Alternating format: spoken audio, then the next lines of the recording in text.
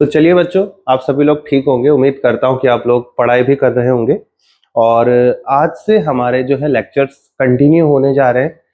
देखो, सबसे पहले ये न्यूमेरिकल सीरीज है, क्वेश्चन सीरीज है। स्पेशली न्यूमेरिकल सीरीज ना बोलते हुए मैं इसको क्वेश्चन सीरीज बोलूंगा, जहां पे हम चैप्टर नंबर 2 यानी इलेक्ट्रोस्टैटिक पोटेंशियल एंड कैपेसिटेंस के मोस्ट प्रीमियम और मोस्ट इंपॉर्टेंट क्वेश्चन करेंगे, जो कि हमारे पढ़े हुए सभी कॉन्सेप्ट्स में हमारी हेल्प कर रहे होंगे। वो बच्चे जिनको आइडिया नहीं है इलेक्ट्रोस्टैटिक पोटेंशियल एंड कैपेसिटेंस, मैं पूरा का पूरा चैप्टर भी यूट्यूब में अपलोड करने वाला हूं, तो आप लोग पहले उन वीडियोस को भी देख लेना। ये ऑफलाइन में कुछ बच्चों की भी डिमांड्स थी, जिसको मद्देनजर रखते हुए मैंने क्या किया कि सारे के सारे जितने कॉन्सेप्ट हैं उनसे रिलेटेड सारे क्वेश्चंस की सीरीज में शुरू कर रहा हूं। यानी यूट्यूब में आपको कंप्लीट कंटेंट मिलेगा, जिसको आप आराम से देख के समझ के सीख सकते हो। कोई प्रॉब्लम नहीं होगी, बट आपको अपना समय देना पड़ेगा। And I will make sure कि मैं कुछ भी नहीं छोड़ने वाला हूँ। समझ में आ गया? यानी आपको सिर्फ फॉलो करना है मुझे। बात समझ में आ गई? You just have to follow me. मेरे कंटेंट को फॉलो करो और लगातार पढ़ते चलो। देखो, कुछ समय के लिए भूल जाओ जरा ना, मैं थोड़ा सा आपका समय लूंगा। आप कुछ समय के लिए भूल जाओ कि आपका कोई एग्जाम है, बोर्ड एग्जाम से, और फिर अगर आप पढ़ रहे हो फिजिक्स को, तो बस आप एक इंटरेस्ट के लिए पढ़ो। यानी सीखो कि इस यूनिवर्स के लॉ कैसे काम करते हैं, है ना। इस मैटर में एक सबसे छोटी एलिमेंट्री यूनिट है एटम, जिससे क्या क्रिएट होता है? एक इलेक्ट्रिक फील्ड क्रिएट होता है। जो इलेक्ट्रिक फील्ड कुछ फोर्स जनरेट करता है, उस फोर्स से कुछ एनर्जी, उससे रिलेटेड हम एनर्जी को कैसे स्टोर करते हैं। ये इतनी सारी बेहतरीन चीजें हैं जिनको आप आराम से पढ़ो, without any pressure of exams, without any pressure of marks. क्योंकि जब आपके दिमाग में मार्क्स चला जाएगा तो फिजिक्स तो बहुत पीछे रह जाएगा ना। भूल जाओ कोई बोर्ड एग्जाम से, सब कुछ भूल जाओ, जस्ट एंजॉय द सब्जेक्ट। तो मेरी बात मुझे लगता है आप सभी को समझ आई होगी। लेट्स एंजॉय द सब्जेक्ट, ठीक है ना। सब्जेक्ट को सीखते हैं, सब्जेक्ट पे फोकस करते हैं, भूल जाते हैं कि अभी कोई पेपर भी देना है। अगर सारा ध्यान एग्जाम में चला जाएगा तो कंसेप्ट तो छूट ही जाएगा ना। बात समझ में आ गई? चलिए स्टार्ट करते हैं क्वेश्चंस को। और सबसे पहला क्वेश्चन जो आपकी स्क्रीन में आ रहा है, ये वो क्वेश्चन है। तो थोड़ा इसको, एक second, this is your first question. चलिए, ये स्क्रीन में आपके, उम्मीद कर रहा हूं कि आपको ये क्वेश्चन विजिबल होगा। पढ़िए जरा क्वेश्चन क्या बोल रहा है। क्वेश्चन में बोला गया है, figure shows some equipotential lines distributed in space. यानी ये जो तीन फिगर है, इन तीनों फिगर में हमें इक्विपोटेंशियल लाइंस दिख रही है। यानी कॉन्सेप्ट कौन सा यूज होगा यहाँ पे? तो कॉन्सेप्ट हम यूज करेंगे इक्विपोटेंशियल सरफेस का। मेरी वीडियो भी अपलोड हो जाएगी, तो सबसे पहले जिनने इसको नहीं देखा वो पहले इक्विपोटेंशियल सरफेस को पढ़ेंगे, ठीक है ना। इक्विपोटेंशियल सरफेस का कॉन्सेप्ट है, समझ में आ गया? ठीक है। बोला है एक चार्ज ऑब्जेक्ट है जिसको मूव किया जा रहा है point A to point B. यानी पहले फिगर में भी किसी चार्ज को, कोई भी चार्ज ऑब्जेक्ट है, लेट्स से उस ऑब्जेक्ट में चार्ज है क्यू। तो सबसे पहले पहली फिगर को देखेंगे, दूसरे फिगर पे अभी ध्यान नहीं देना। पहले फिगर में आप यहां पे मान लो कोई चार्ज है ए पॉइंट पे क्यू नॉट। इस चार्ज को आप मूव करेंगे टू द पॉइंट बी, ठीक है। इस चार्ज को आप बी पॉइंट तक मूव करने वाले हैं। अब जब भी हम किसी चार्ज को मूव करते हैं इलेक्ट्रिक फील्ड में, तो हमें कुछ वर्क डन करना पड़ता है, राइट? मैंने पढ़ाया था। अब अगर आप इस चार्ज को ए पॉइंट से बी पॉइंट में मूव कर रहे हैं, तो इसके लिए वर्क डन का फॉर्मूला क्या है? तो work done in moving a charge from point A to B, जिस चार्ज को मूव कर रहे हो उससे डिवाइड कर दो। ये इक्वल होता है potential difference, final potential minus initial potential. ये होता है वर्क का फॉर्मूला। बहुत अच्छे से आपको पढ़ाया गया है, आप वहां से कॉन्सेप्चुअल वीडियो देख के फिर इस क्वेश्चन पे आइएगा, ठीक है। तो work done in moving a charge from A to B is change in potential. अब मुझे जरा बताओ, क्यू को यहां इंटू कर दूंगा तो W A B equals to Q into, अच्छा बी पॉइंट पे पोटेंशियल कितना है? ये वाली लाइन बी पॉइंट के पोटेंशियल को दिखा रही है। यहाँ पे पोटेंशियल कितना है बच्चों? 40 वोल्ट। तो 40 माइनस ए पे कितना पोटेंशियल है बच्चों? आप बोलोगे सर ए पे है 20, तो 40 माइनस 20, तो डब्ल्यू ए बी कितना हो गया बच्चों? तो ये हो गया 40 माइनस 20, तो ये हो गया 20 क्यू। यानी 20 क्यू वर्क लगेगा ए पॉइंट से बी पॉइंट में ले जाने में, ठीक है। ये चार्ज क्यू था तो इसको क्यू नॉट लिख लो, तो ये भी क्यू नॉट, तो 20 क्यू नॉट। यानी चार्ज के मैग्नीट्यूड का 20 गुना ज्यादा वर्क लगेगा ए पॉइंट से बी पॉइंट में ले जाने के लिए। इतनी बात क्लियर हो गई। अब सेकंड डायग्राम में देखते हैं कि उसी सेम चार्ज को, यहाँ पे लिखा है ना अ चार्ज ऑब्जेक्ट, तो उसी सेम चार्ज ऑब्जेक्ट को, यानी वही ऑब्जेक्ट है क्यू नॉट, इसको अगर मैं ए से बी मूव करा रहा हूं, तो आप फिर बड़े ध्यान से देख सकते हैं कि ए पॉइंट पे जो पोटेंशियल वाली लाइन है, ए वाली जो लाइन है, ये वापस कितना है बेटा, यहाँ पे देखो ए पे पोटेंशियल कितना है, यहाँ पे 20, राइट। और अगर आप देखोगे बी पे, तो यहाँ पे बी पे पोटेंशियल कितना है, तो आप बोलोगे सर बी पे पोटेंशियल यहाँ पे कितना दिया है, 40, यहाँ पे 20 है, यहाँ पे 40। अभी भी देखो, अगर गैप देखोगे, अब डायरेक्टली बार बार नहीं करूंगा, देखो बी तक ले आ रहे हो, बी पे पोटेंशियल 40 है, ए पे 20 है, तो वापस कितना आ जाएगा, यहाँ पे भी work done, A W A B यहाँ पे भी कितना आ जाएगा, 20 क्यू नॉट। पहले केस में भी वर्क डन कितना आ रहा है, 20 क्यू नॉट। थर्ड केस में देखो, थर्ड केस में अगर आप देखोगे तो आपको पता चलेगा कि यार ये यहाँ पे चार्ज रखना है हमें क्यू नॉट को, और क्यू नॉट को ए से कहां लेके जाना है, बी पर, इस ए पॉइंट से बी पॉइंट तक ले जाना है। तो क्यू नॉट को अगर मैं ए पॉइंट से बी पॉइंट तक ले आ रहा हूं, तो जरा देखिए पोटेंशियल ए पे कितना है, तो आप बोलोगे सर ए पे है 20 वोल्ट और बी वाली लाइन पे कितना है, 40। देखो दोबारा से 20 का डिफरेंस आ रहा है, वीबी माइनस वीए करेंगे तो 40 माइनस 20 वापस 20 आ रहा है, यानी यहाँ पे भी वर्क कितना हो रहा है, 20 क्यू नॉट। तो हर केस में जो वर्क आ रहा है वो कितना आ रहा है, 20 क्यू नॉट। यानी तीनों कंडीशंस में ही, तीनों फिगर्स में ही अगर क्यू नॉट चार्ज को ए टू बी ले जा रहे हैं तो वर्क सेम आ रहा है। तो कौन सा ऑप्शन सही होगा, work done in figure 1 is greatest, गलत, इज लीस्ट, गलत, work done is same in the figure 1 2 3, यानी ऑप्शन नंबर सी इसका बिल्कुल सही आंसर होगा। उम्मीद करता हूं कि आपको ये बात समझ आ गई होगी। इजी क्वेश्चन था, बेसिक्स था, स्टार्टिंग के लिए जरूरी था। आगे बढ़ते हैं नेक्स्ट क्वेश्चन पे।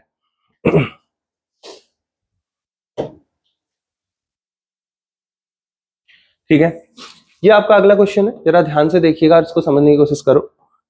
ये बोल रहा है two small identical electrical dipoles A B and C D, यानी ये डाइपोल पे बेस्ड है। डाइपोल का एक बेसिक कॉन्सेप्ट याद रखना, मैं लिख दे रहा हूं, जो बेसिक कॉन्सेप्ट यहां पे यूज होगा, बेसिक कॉन्सेप्ट। देखो एक चीज याद रखना, डाइपोल क्या होता है, system of two equal and opposite charges separated by a very small distance, है ना, यही डाइपोल होता है। तो ये डाइपोल है अगर, तो डाइपोल के बीच की जो डिस्टेंस है वो इससे डिनोट कर रहा हूं। याद रखना अगर ये डाइपोल है ना बच्चों, तो डाइपोल का जो डाइपोल मोमेंट होता है उसकी जो डायरेक्शन होती है बेटा, वो हमेशा नेगेटिव चार्ज से पॉजिटिव चार्ज की ओर होती है। ये कॉन्सेप्ट आपको पता होना चाहिए इस क्वेश्चन के लिए।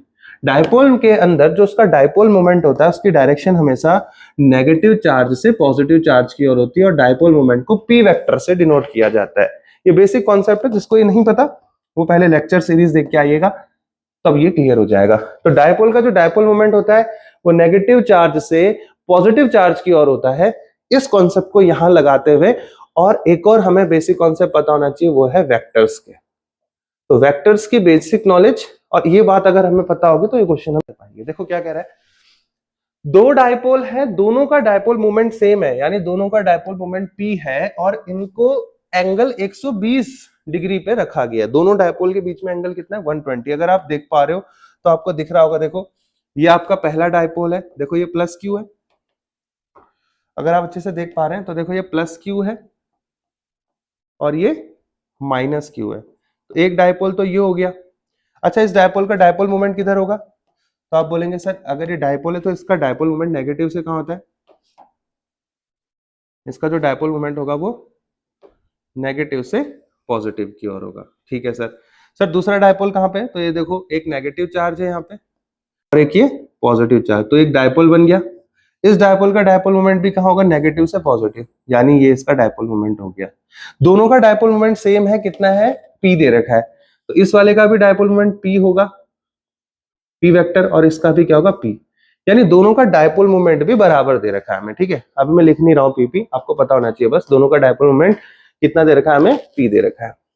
और दोनों के बीच का एंगल भी कितना दे रखा है हमें बेटा, ये जो एंगल है ये कितना दे रखा है, 120 डिग्री। यहां तक की बात हमें समझ में आ गई। ठीक है, अब आगे बोल रहा है what is the resultant dipole moment of the combination. अब ध्यान से देखो, दो वेक्टर यहां पे बन रहे हैं। देखो एक वेक्टर ब्लू वाला ऊपर की ओर है और एक वेक्टर नीचे की ओर है। दोनों वेक्टर का मैग्नीट्यूड सेम है, ये वेक्टर भी P है और ये भी कितना है, P, क्योंकि क्वेश्चन में गिवन है कि दोनों के डाइपोल मोमेंट क्या है, बराबर है। अब अगर दो वेक्टर बराबर होते ना बेटा, तो उनका जो रिजल्टेंट होता है वो एग्जैक्टली मिड पे होता है। कहां होता है उनका रिजल्टेंट, एग्जैक्टली मिड पे होता है, यानी कि एक ऊपर है एक नीचे, तो इन दोनों का रिजल्टेंट बिल्कुल बीचों बीच पे होगा। यानी अगर इन दोनों के बीच का एंगल 120 है तो रिजल्टेंट कितना एंगल बनाएगा बच्चों, बिल्कुल बीच से जाएगा, यानी एंगल कितना हो जाएगा, बिल्कुल बीच का मतलब हो गया कि ऊपर वाला जो एंगल हो गया ये वाला, ये 60 हो जाएगा और नीचे वाला एंगल कितना होगा 60। क्या ये बात समझ में आ गई? अगर दो वेक्टर बराबर होते हैं, जैसे ये वाला वेक्टर और ये वाला वेक्टर, दिखा देता हूं किस किसकी बात कर रहा हूं मैं, अगर किसी को समझ नहीं आ रहा। देखो, एक इस वेक्टर की बात कर रहा हूं, एक इस वेक्टर की, ये दोनों बराबर वेक्टर है। तो अगर ये दोनों बराबर है तो इनका जो रिजल्टेंट आएगा कहीं इनके एग्जैक्टली बीच पे आएगा। तो अगर एंगल 120 है दोनों के बीच में, तो एग्जैक्टली बीच वाला एंगल कितना हो जाएगा बच्चों, 60 डिग्री हो जाएगा। उम्मीद है इतनी बात आपको समझ में आ गई होगी। बोल रहा resultant movement of this combination, तो दो वेक्टर का रिजल्टेंट जब हम निकालते हैं तो उसका फॉर्मूला क्या होता है बच्चों? जरा किसी को पता है रिजल्टेंट का फॉर्मूला क्या होता है? अब मैं इसको थोड़ा सा इसको यहाँ पे मिटाना चाहूंगा, एक सेकेंड। आई थिंक ये मिटेगा नहीं, इसको ऐसे ही करना पड़ेगा। चलो कोई नहीं, बताइए what is the formula for the resultant. Sir पानी की बोतल दे देना जरा ना। ठीक है ठीक है। चलो देखो, एक वेक्टर यहाँ है, एक वेक्टर यहाँ है, तो रिजल्टेंट किधर होगा, बीचों बीच में। तो रिजल्टेंट का फॉर्मूला क्या होता है किसी भी वेक्टर का? तो आप बोलोगे सर रिजल्टेंट होगा, जो रिजल्टेंट डायपोल मोमेंट आएगा वो कितना होगा? देखो, पहले वेक्टर का स्क्वायर P1 का, आपको दे ही रखा है क्वेश्चन में भी कि पहला डायपोल मोमेंट और दोनों डायपोल मोमेंट किसके बराबर है, P के बराबर है। तो जो नया डायपोल मोमेंट आएगा, जो नेट आएगा P डैश, वो किसके बराबर होगा, पहला डायपोल मोमेंट प्लस दूसरा dipole moment plus 2AB cos, कितना है इन दोनों के बीच का एंगल बेटा, दोनों डायपोल के P1 और P2 के बीच में, हालांकि P1 भी P है और P2 भी P है, दोनों के बीच का एंगल कितना है? तो आप बोलोगे सर 120 डिग्री है। क्लियर हो गई ये बात? तो अब बस P1 की जगह पे P है, P2 की जगह पे P है, तो सॉल्व करो। तो P डैश कितना आ जाएगा बेटा? तो आप बोलोगे sir P square plus 2P square cos 120 क्या होता है, -1/2। अब अगर इसको यहां पर से सॉल्व करेंगे तो 2 से 2 कट गया, और P स्क्वायर में से -P स्क्वायर करेंगे तो ये भी चला जाएगा। तो P डैश कितना आ जाएगा बेटा, रूट P स्क्वायर, यानी P डैश कितना आ गया, P के बराबर। यानी नेट डायपोल मोमेंट कितना आ रहा है बेटा, P के बराबर आ रहा है। यानी इन दोनों का जो नेट आ रहा है वो किसके बराबर आ रहा है बच्चों, P के बराबर आ रहा है। क्या बात समझ में आ गई? यानी रिजल्टेंट तो आपने निकाल दिया, resultant dipole moment of the combination आपने निकाल दिया। पहला पार्ट क्लियर हो गया। सेकेंड पार्ट देखो, उम्मीद है कि यहां तक आपको मेरी बात समझ में आ गई होगी। आगे बोल रहा है if this system is subjected to electric field E vector directed along positive X axis, यानी अगर इलेक्ट्रिक फील्ड इधर की ओर आ रहा है, इलेक्ट्रिक फील्ड, ये पूरा सिस्टम जो है इस पे मैं इलेक्ट्रिक फील्ड इधर की ओर भेज रहा हूं, तो इलेक्ट्रिक फील्ड की डायरेक्शन किधर है, पॉजिटिव एक्स एक्सिस के तरफ। तो बोला what will be the magnitude and direction of the torque acting on this. तो डायपोल के लिए टॉर्क का फॉर्मूला क्या होता है, पहले तो फॉर्मूला पता होना चाहिए टॉर्क का। What is the formula of torque, आपसे टॉर्क पूछा जा रहा है, दैट इज PE। अच्छा, रिजल्टेंट कितना आ रहा है, P डैश, तो P dash E sine theta. अब ध्यान से सुनना, इलेक्ट्रिक फील्ड और डायपोल मोमेंट के बीच का आपको एंगल चाहिए बेटा, बड़े ध्यान से सुनना। You need the angle between resultant dipole moment and electric field. तो बड़े ध्यान से देखो जरा आप लोग, मेरी बात को ध्यान से सुनना। एक तो ये है रिजल्टेंट डायपोल मोमेंट जो आपका P डैश है, और इलेक्ट्रिक फील्ड एक्स एक्सिस की ओर है। तो अब मुझे खुद बताओ इनके बीच का एंगल कितना होगा, ये वाला एंगल आपको चाहिए, बताओ ये एंगल कितना होगा। ध्यान से सोचो, वीडियो को पॉज करो और जरा बताओ ये वाला एंगल कितना होगा, क्योंकि अगर ये एंगल मिल गया तो हम PE साइन थीटा में इस एंगल की वैल्यू रख देंगे। तो कोई बता सकता है what is the value of this angle? सोचो, देखो y और x एक्सिस के बीच का जो एंगल है ओवरऑल 90 है, और जिसमें से ये ऊपर वाला जो एंगल है आपका, ये वाला जो एंगल है वो कितना है आपका बच्चे, 60 डिग्री, और पूरा एंगल 90 है। तो ये जो छोटा सा एंगल बच रहा है, ये जो ब्लू वाला जो एंगल बच रहा है, ये कितना होगा बेटा, ये होगा 30 डिग्री। याद रखना 60 प्लस 30 दैट इज 90 डिग्री, क्योंकि देखो y और x के बीच का एंगल कितना होगा, 90। क्लियर हो गई मेरी बात? मुझे उम्मीद है कि आप लोग ये बात समझ चुके हैं। तो P डैश वेक्टर ये वाला और इलेक्ट्रिक फील्ड x एक्सिस की ओर है, इनके बीच का एंगल कितना बन रहा है बेटा, 30 डिग्री। तो टाउ क्या हो जाएगा बच्चों, ये हो जाएगा P डैश की जगह P लिखो क्योंकि P डैश की वैल्यू P है, E की जगह E लिखो, और साइन 30, तो साइन 30 कितना होता है बेटा, मैं डायरेक्ट लिख लूं, आपको पता होना चाहिए साइन 30 जो होता है वो होता है 1/2, यानी कि 1/2 रखेंगे तो टॉर्क कितना आ गया, PE/2। This is the solution second part का। क्लियर हो गई बात? तो मेन चीज क्या थी, ये एंगल पता करना कि टॉर्क निकालने के लिए नेट डायपोल मोमेंट और इलेक्ट्रिक फील्ड के बीच का एंगल कितना है। क्योंकि रिजल्टेंट बिल्कुल मिड में था तो उसने 120 को आधा कर दिया था, 60 और 60। फिर अगर इलेक्ट्रिक फील्ड एक्स एक्सिस में है तो एक्स और वाई के बीच का एंगल है 90 डिग्री, और 90 डिग्री अगर एंगल है और ऊपर वाला पार्ट रेड वाला पार्ट 60 है, तो नीचे जो ब्लू वाला पार्ट बच रहा है वो ऑब्वियसली कितना होगा बेटा, ये वाला पार्ट, तो ये वाला पार्ट होगा बच्चे 30 डिग्री। उम्मीद है कि ये आपको समझ आ गया होगा, जिसको नहीं आया वो फिर से एक बार देखने की कोशिश करना। चलो आगे बढ़ते हैं, इजी क्वेश्चन था, नेक्स्ट क्वेश्चन की ओर बढ़ते हैं।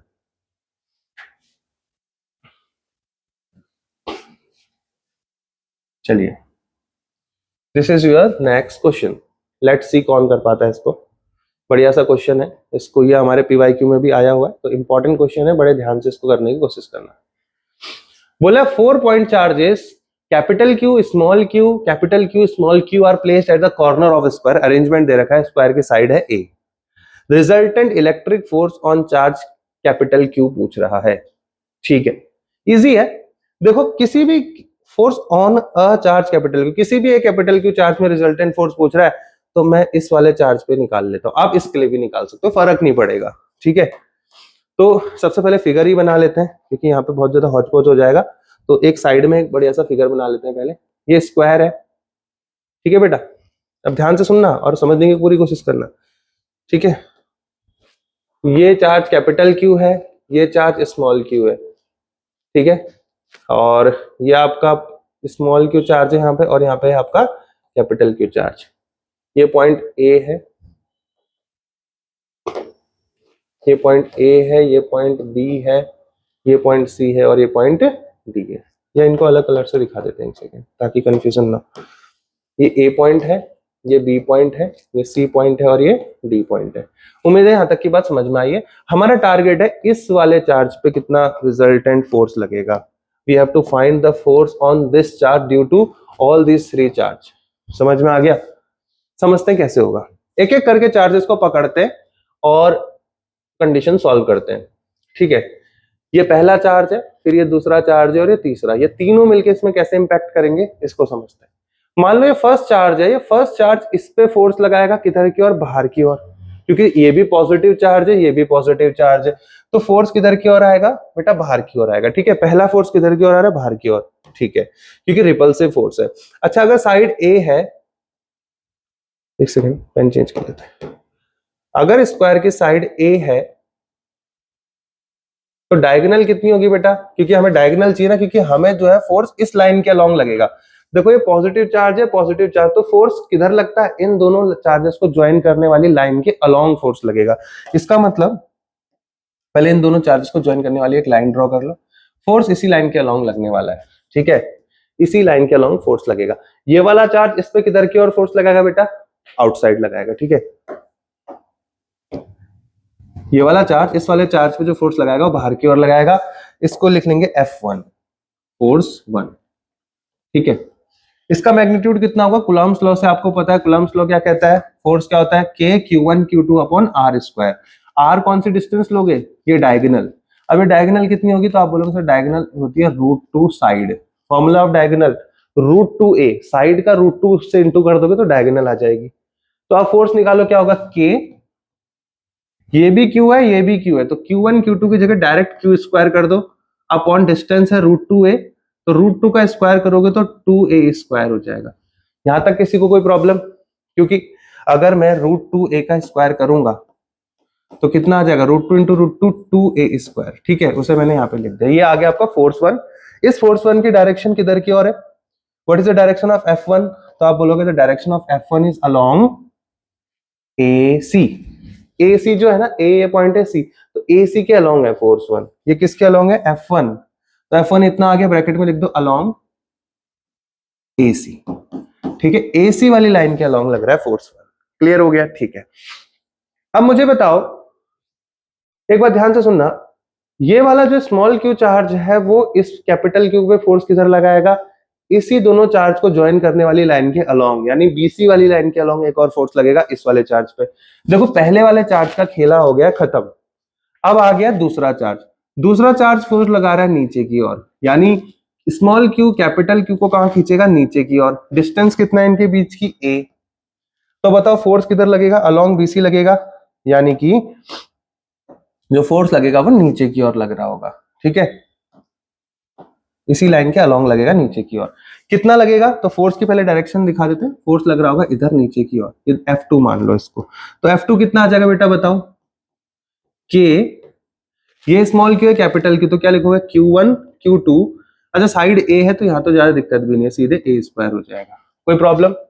ये आ गया बेटा फोर्स नंबर 2। तो F1 कितना आया, K capital Q square upon 2A²। F2 कितना आ गया बेटा, और किस डायरेक्शन में लग रहा है, तो बोलोगे अलोंग, किसके अलोंग लग रहा है बेटा, BC।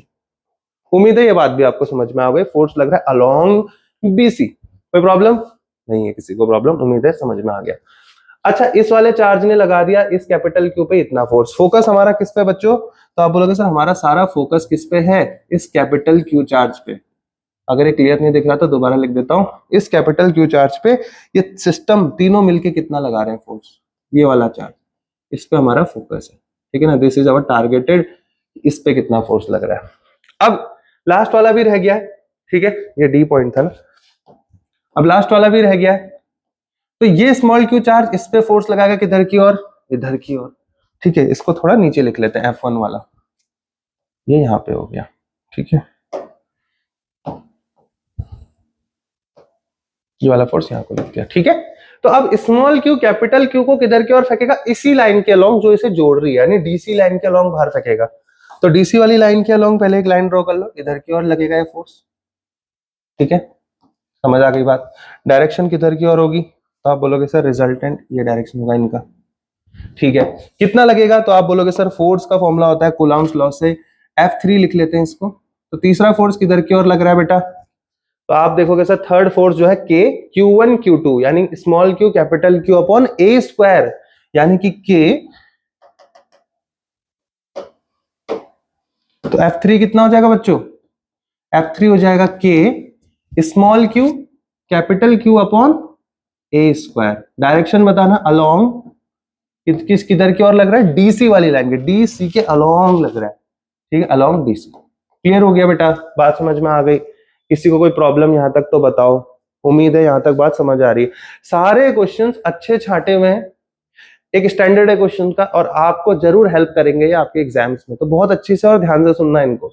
अब मुझे बताओ इस पॉइंट पे जहां पे ये कैपिटल क्यू चार्ज को रखा हुआ है बेटा, इस पे एक ही समय पे दो डायरेक्शन में फोर्स लग रहे हैं। देखो यहां पे कैपिटल क्यू को रखा है तो एक फोर्स लग रहा है इधर की ओर इस वाले चार्ज पे, ये किसके थ्रू लग रहा है, डी पॉइंट पे रखे हुए चार्ज से, और उसी समय पे एक फोर्स लग रहा है इस वाले चार्ज पे, बी पॉइंट पे रखे हुए चार्ज से इधर, यानी दो फोर्स लगातार लग रहे हैं इस कैपिटल क्यू पे, एक लगा रहा है ये नीचे की ओर और एक लगा रहा है ये इधर की ओर। अब ये कहां जाएगा बेचारा, दो लोग खींच रहे हैं, एक नीचे एक इधर, तो ये रिजल्टेंट नीचे की ओर जाएगा। बात समझ में आ गई, किधर की ओर जाएगा, नीचे, यानी F2 और F3 का रिजल्टेंट किधर होगा, नीचे की ओर होगा। बात समझ में आ रही है, यानी इस वाली लाइन पे F1 तो लग ही रहा है, साथ ही साथ और कौन सा लगेगा, F2 3 भी लगेगा, यानी F1 तो पहले से लग रहा है, पहले वाले चार्ज से इस कैपिटल क्यू में कितना फोर्स लग रहा है, F1, लेकिन ये जो बी वाले पॉइंट पे रखा हुआ चार्ज है इसको नीचे की ओर खींच रहा है, और डी वाले पॉइंट पे रखा हुआ चार्ज इसको इधर की ओर खींच रहा है। तो ये जो दो फोर्स है इनका रिजल्टेंट इधर की ओर आएगा। रिजल्टेंट कितना होगा, F2 और F3 मिलके F23 हो गया। तो हमारा टारगेट क्या रहेगा कि सबसे पहले हम इस F23 को निकालेंगे।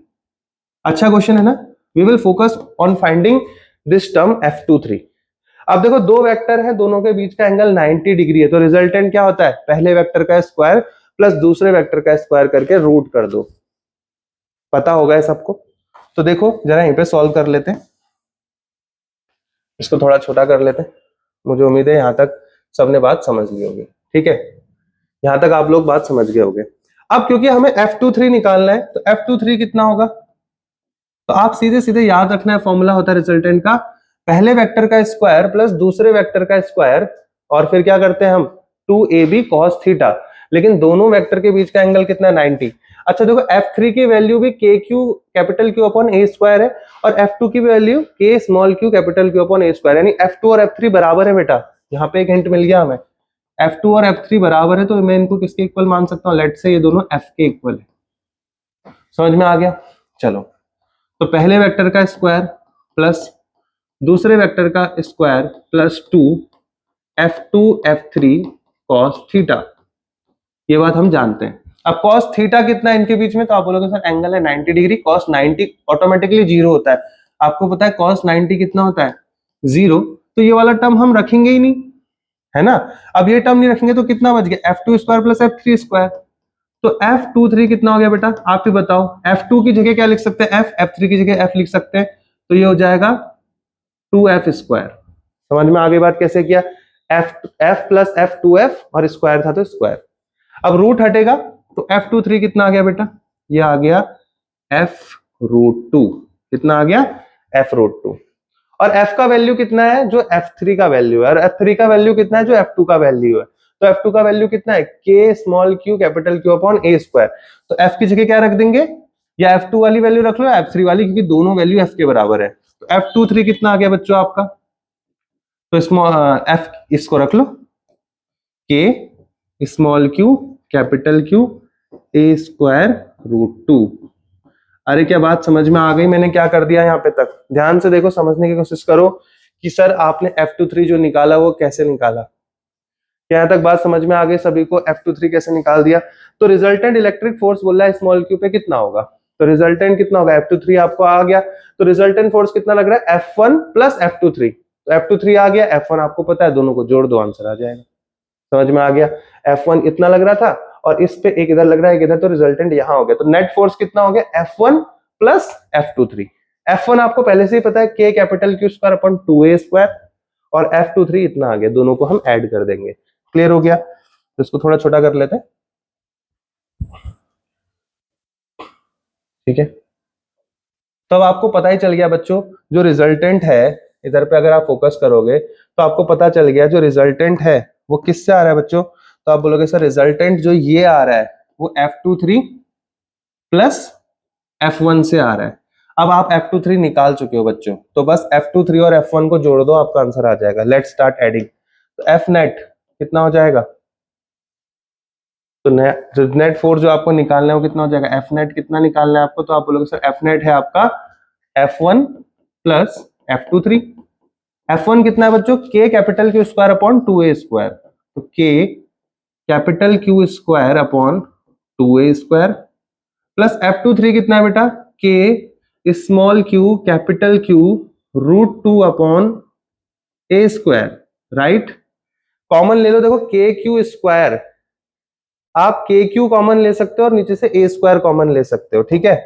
तो आप जैसे इसमें से कॉमन लेंगे तो क्या कॉमन आ जाएगा, देखो नीचे K, देखो इधर पे लिखो, K कॉमन है, एक Q कॉमन लिया जा सकता है, और नीचे से A स्क्वायर कॉमन लिया जा सकता है। समझ में आ गई बात, तो अंदर क्या बच जाएगा, अंदर बच जाएगा Q अपॉन 2, क्योंकि देखो इंटू करोगे तो KQ square upon 2A square हो जाएगा, प्लस यहां से एक K ले लिया, यहां से एक Q ले लिया, A स्क्वायर ले लिया, तो यहाँ क्या बच जाएगा, सिर्फ Q√2, स्मॉल Q√2, यही आपका आंसर होना चाहिए। समझ में आ गई बात, this will be your answer. इससे इसको इंटू करोगे यही आएगा, K small Q capital Q√2 upon A square, this is the resultant force जो उस कैपिटल Q पे लग रहा होगा। क्या बात समझ में आ गई, अगर आ गई तो एक बार हाँ बोल दो, ठीक है। क्लियर हो गया बच्चों, यहां तक की बात मुझे लग रहा है आपको समझ में आ गई होगी। सेकंड पार्ट इसका बोल रहा है potential energy of this system, तो इसका बहुत सुंदर सा मैंने एक वीडियो बनाया हुआ है, पहले आप उसको देखना, और जिसको पहले से पढ़ा है, कहीं से भी पढ़ा हो आप लोगों ने, जहां से भी पढ़ो, नॉलेज जहां से मिल जाए बेहतरीन है। इसके लिए इसके सेकंड पार्ट को कर लेते हैं, potential energy of the system का।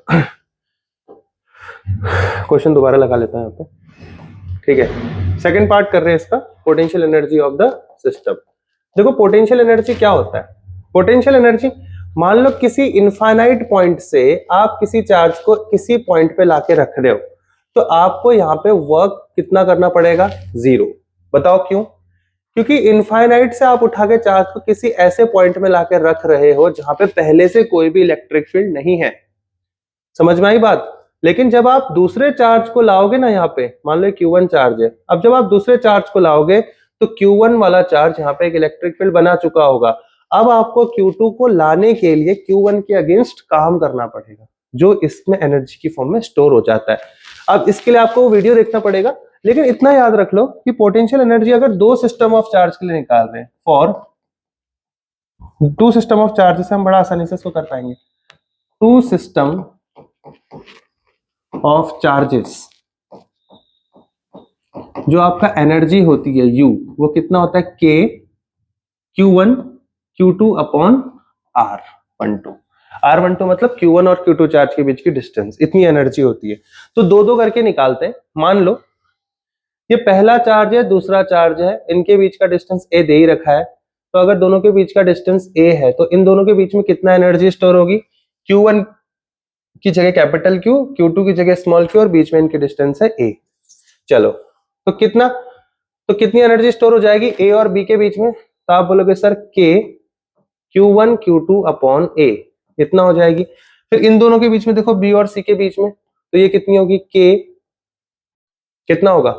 वही capital Q small q into A, plus इन दोनों के बीच की एनर्जी बताओ, तो ये होगी K सेम वही capital Q small q upon A।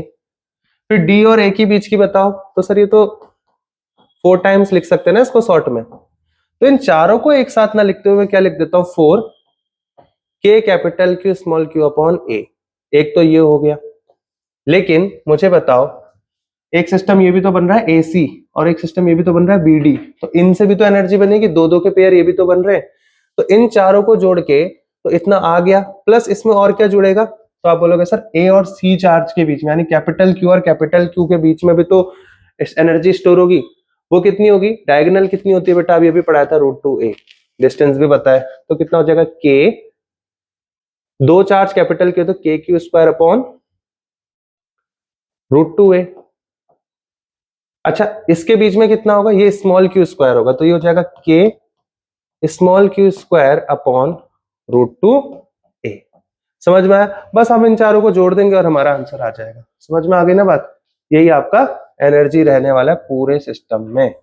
समझ में? इसको और सिंप्लीफाई करना है तो क्या कर सकते हैं? देखो 4 K capital Q Q upon A, ये कितना हो जाएगा? ट्वाइस हो जाएगा KQ स्क्वायर।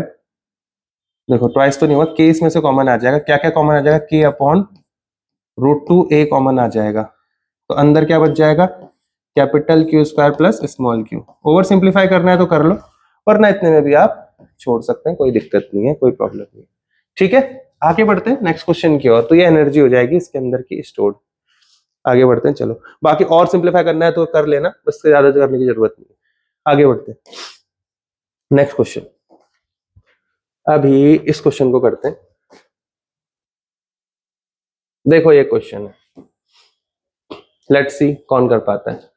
बोला charges plus Q and minus Q are placed at the points A and B, यानी कि इस A पॉइंट पे रखा गया एक प्लस Q चार्ज और इस B पॉइंट पे रखा गया एक माइनस Q चार्ज,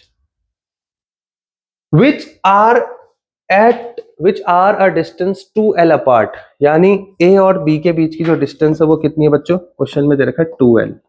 ठीक है, आगे बोला C is the mid point between A and B, यानी A और B के बीच में C मिड पॉइंट है। यानी कि अब हमें यहां से समझ में आ गया कि A से C की लेंथ कितना होगी? L, और यहां से कितनी होगी? L, क्योंकि C मिड पॉइंट है तो टोटल लेंथ को आधा आधा बांट देगा, बच्चों वाली चीज है। आगे देखते हैं, बोला what is the work done in moving a charge capital Q along the semi circle CRD। यानी यहाँ पे कोई एक कैपिटल Q चार्ज है, इस कैपिटल Q चार्ज को यहां से उठा के यहां रखना है, तो कितना वर्क लगेगा? वाह बढ़िया क्वेश्चन। देखो एक चीज याद रखना, चाहे आप CRD के रास्ते जाओ, चाहे आप CBD के रास्ते जाओ, चाहे आप किसी भी रास्ते जाओ, फर्क नहीं पड़ेगा, पाथ पे डिपेंड नहीं होता वर्क। जैसे आपके पास एक ब्लॉक है, आपको इस हाइट तक इसको लेके आना है, H हाइट तक, ठीक है, तो आप इस ब्लॉक को सीधा ले जा लो एकदम स्ट्रेट और यहां लाके रख दो, चाहे आप इसको ऐसे घुमा के रखो, चाहे आप ऐसे ऐसे ऐसे ऐसे घुमा के रखो, फर्क नहीं पड़ेगा। फाइनली देखना पड़ेगा इनिशियल और फाइनल पोजीशन में डिस्टेंस हाइट कितना है। समझ में आया? तो वर्क डन पाथ के इंडिपेंडेंट होता है, ये चीज याद रखना।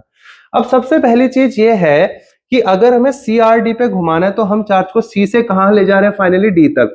तो हमें पोटेंशियल डिफरेंस पता होना चाहिए दोनों के बीच का, क्योंकि वर्क का फॉर्मूला क्या होता है, वर्क डन अपॉन चार्ज। किसके ऊपर वर्क कर रहे हो, स्मॉल क्यू पे। कहां से कहां लेके जा रहे हो उसको, सी से डी तक लेके जा रहे हो। इनिशियल पॉइंट सी है, ले जाना कहां है, डी तक।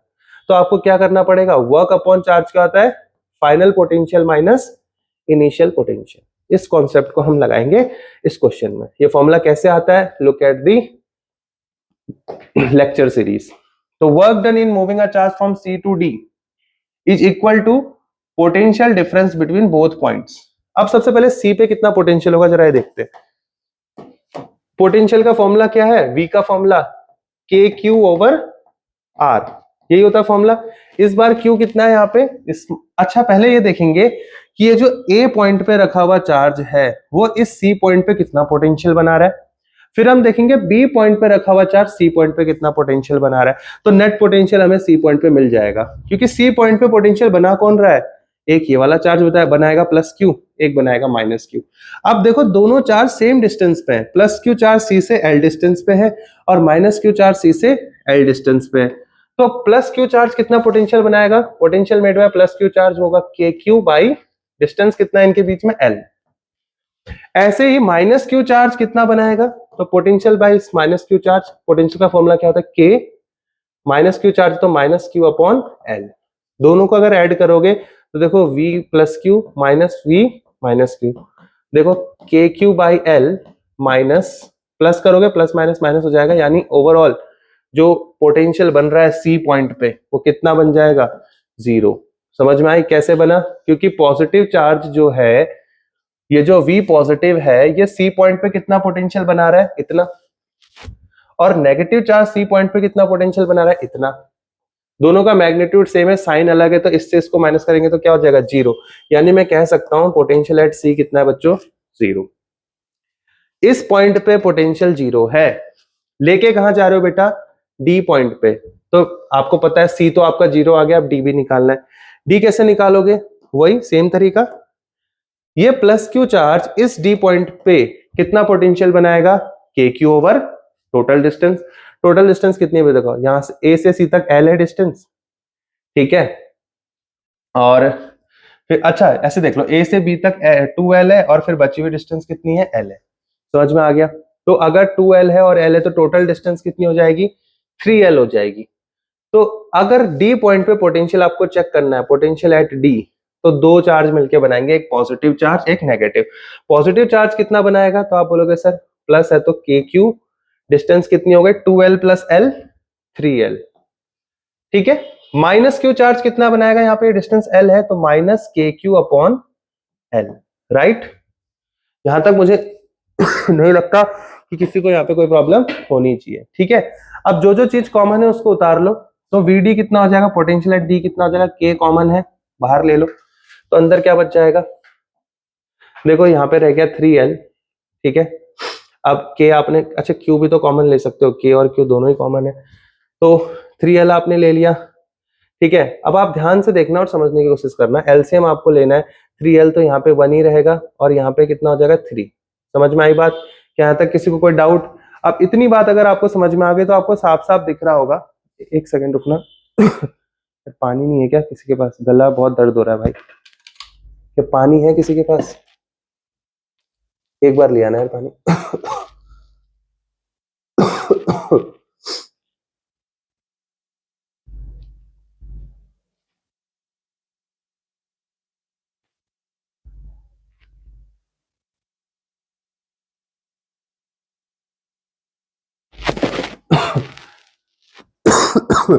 दो मिनट, थोड़ा प्रॉब्लम हो गया था।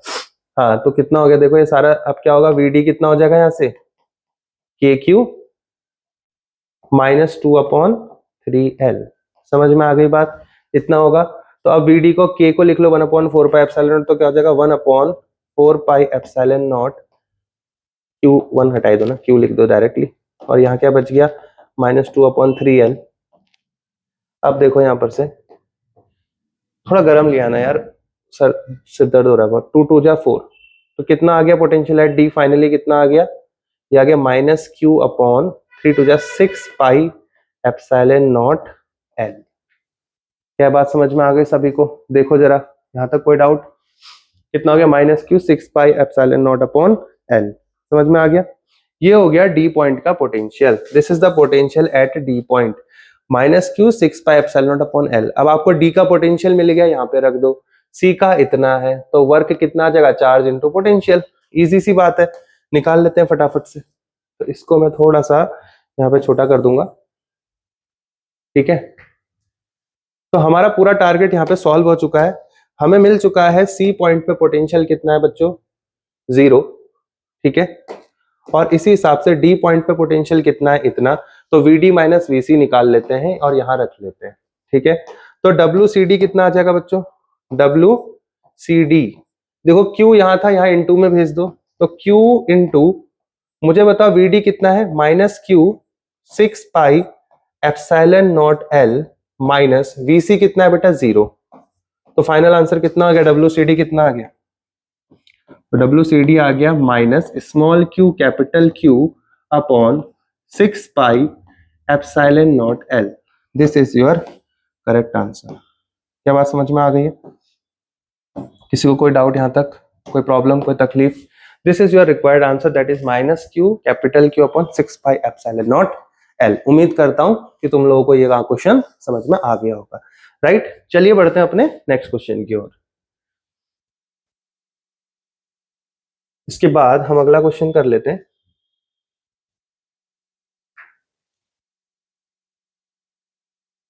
पहले तुम लोगों को करवा लेता हूं मैं इस पे बेस्ड ये वाला क्वेश्चन, ठीक है। पहले ये कर लो, फिर इसके बाद अगला देखते हैं, क्योंकि साथ साथ हो जाएगा। देखो जो वर्क वाला, अब देखो ये वाला क्वेश्चन ना, इस वाले कॉन्सेप्ट से देखने की कोशिश करना। मैंने जो आपको पोटेंशियल एनर्जी निकालना सिखाया था ना, दो सिस्टम के, जैसे ए और बी की पोटेंशियल एनर्जी इतनी आई, फिर बी और सी की इतनी आई, दोनों का चार्ज को मल्टीप्लाई करके अपॉन में डिस्टेंस इनटू के, ठीक है। इसको यहां लगाने की कोशिश करते हैं। चलो, बोला 4 चार्ज है, प्लस क्यू माइनस क्यू, इनको इस तरीके से respectively ABCD side of square पे रखा गया है। तो ठीक है, इनको बना लेते हैं। पहले देखो ये स्क्वायर है, दिस इज द स्क्वायर, और 4 चार्जेस हैं यहाँ पे। ये ए साइड है, ये बी साइड को ऐसे दिखा देते हैं। तो कोई साइड ए हो गई, फिर ये बी हो गई, ये सी हो गई और ये डी हो गई। ए साइड में कौन सा चार्ज रखा है? Plus Q. बी पे कितना रखा है? Minus Q. सी पे कितना रखा है? Plus Q. डी पे रखा है माइनस क्यू। तो रखना शुरू करो, प्लस क्यू माइनस क्यू, फिर प्लस क्यू और माइनस क्यू। ये 4 चार्ज हैं स्क्वायर के कोने में रखे गए, और स्क्वायर की साइड कितनी दे रखी है? ए दे रखी है, ठीक है। This is the given data हमें दे रखा है। अब क्या बोल रहा है हमें यहाँ पे? Find the work required to put together this arrangement. ऐसा अरेंजमेंट बनाने में कितना काम करना पड़ेगा? देखो, दो के पेयर बनाते चलो और वर्क निकालते चलो। यही वर्क तो क्या होगा? एनर्जी होगी। देखो, वर्क का फॉर्मूला लगाओ चाहे एनर्जी का फॉर्मूला एक ही होता है। तो इन दोनों पे कितना वर्क लगा होगा या कितनी एनर्जी होगी? वर्क और एनर्जी एक ही है। वर्क पूछे तो एनर्जी निकाल लो, बात वही है, ठीक है ना। तो कितना एनर्जी होगी ए और बी के बीच में? अगर ये दोनों आपस में आ गए तो फॉर्मूला मैंने बताया था अभी, के Q1 Q2 अपॉन R। तो पहला चार्ज है कैपिटल, पहला चार्ज है प्लस स्मॉल क्यू, दूसरा है माइनस स्मॉल क्यू। तो कितना आ जाएगा? Minus Q square upon, side को अब स्क्वायर ए होती है तो अपॉन ए आ गया। कोई प्रॉब्लम? आप बोलोगे सर नहीं। अब इन दोनों के लिए देखो जरा, बी और सी के लिए सेम तरीके से, एक माइनस चार्ज है एक प्लस चार्ज, तो आंसर तो माइनस में आना होगा। कितना होगा? माइनस के क्यू स्क्वायर, साइड कितनी है? ए। Very good. इन दोनों के लिए देखो, माइनस के क्यू स्क्वायर अपॉन ए, वही चीज हो रही है, देखो दोहरा रही है चीजें। इन दोनों का देखो, माइनस के क्यू स्क्वायर अपॉन ए। अरे साफ साफ लिख लो, चारों का कितना हो गया? माइनस 4 के क्यू स्क्वायर अपॉन ए। एक तो ये बन गया, लेकिन डायगोनल वाला भी तो बच रहा है, और दो के पेयर कौन से बनेंगे? एक ये और एक ये। डायगोनल कितना होता है बच्चे? √2a। तो पहले इन दोनों के पेयर से बनाओ, कितना बनेगा? एक तो बन गया, फिर इन दोनों डायगोनल का बना के उसके साथ जोड़ देंगे, प्लस क्यू, तो कितना हो जाएगा? आप बोलोगे सर के, अब माइनस का साइन नहीं आएगा क्योंकि दोनों पॉजिटिव हैं। के, दोनों के चार्ज को स्क्वायर कर दो, कि क्यू स्क्वायर हो गया। डिस्टेंस कितनी है? √2a। ए। शाबाश। अब इधर साइड वाले देखो, ये माइनस ए माइनस, तो माइनस माइनस क्या हो जाएगा, अल्टीमेटली प्लस हो जाएगा। तो plus k Q square upon root two a. बताओ इनको जोड़ के कितना आएगा, तो बोलोगे आप सर ये आएगा 2k square upon root two a. अब आप बोलोगे सर देखो यहाँ पे रूट टू है, तो रूट टू से रूट टू टाइम कट जाएगा, तो फाइनली कितना आ गया, रूट टू के स्क्वायर अपॉन ए।